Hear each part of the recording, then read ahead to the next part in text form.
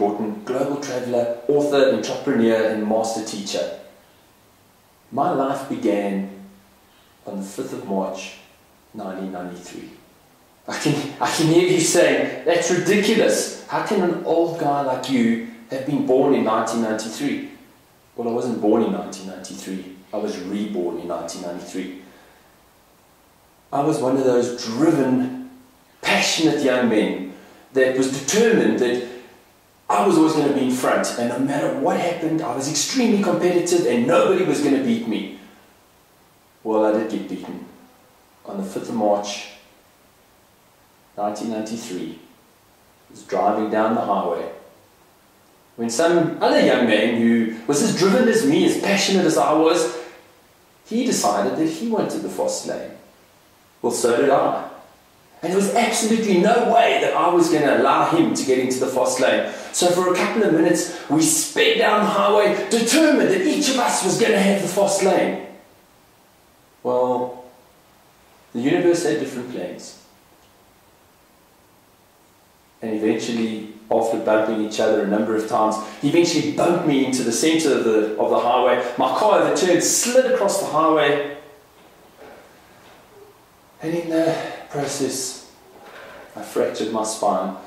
C5 and C6. Now those are pretty important parts of the spine. That's the parts of your spine that controls your motor skills. It controls whether your arms and legs are going to work.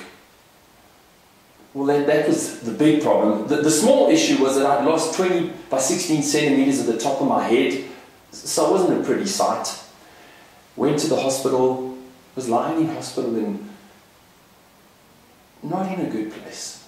I was really struggling with this whole concept of not being able to move. I'd gone from this passionate, driven young man who was determined to be successful and determined that his life was going to work to an invalid, to somebody who could not even get up and go to the toilet. Well, that massive transformation started my rebirth. It started me thinking, well, what am I doing wrong? What is wrong with what I've done up to now in my life? And I finally realized that I was driven by the wrong things. I was inspired to do the wrong things. And that's when my journey really started. I realized that I needed to change. I had to change because lying there, I didn't have too many options available to me. I could choose to be a victim. I could choose to wallow in my own pity and just give up.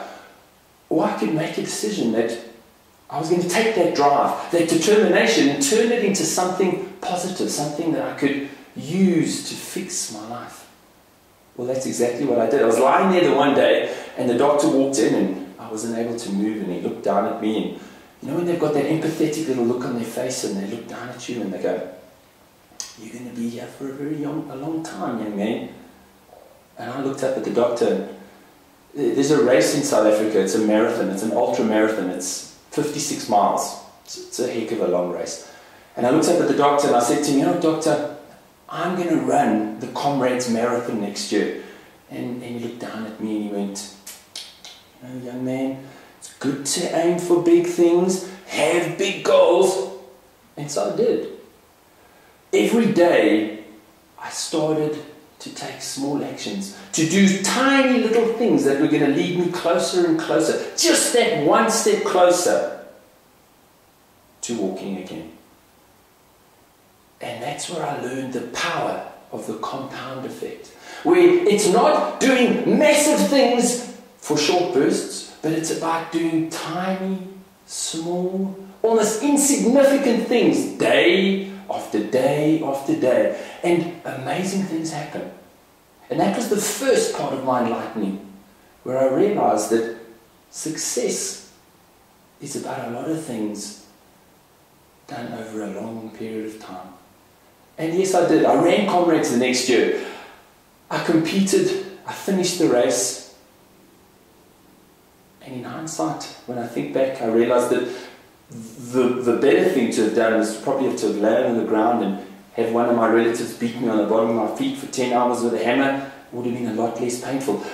But it wasn't about that. It was about the success. It was about understanding that anything is possible. Your life opens up to any possibility, to any probability.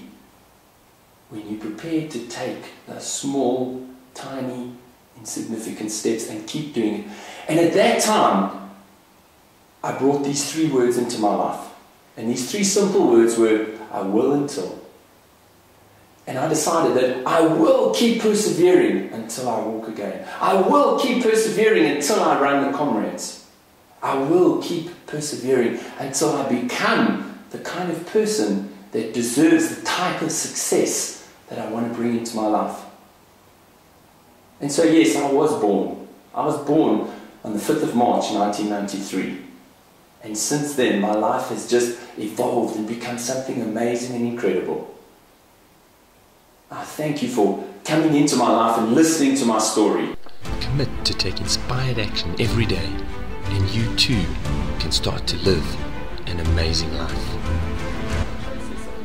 What you've been saying is see everything you find in your life, be it the job that you're in right now, which may not be ideal, as part of the process, as part of the growing experience. So it's something that's developing you, because ultimately you attract success by the person you become.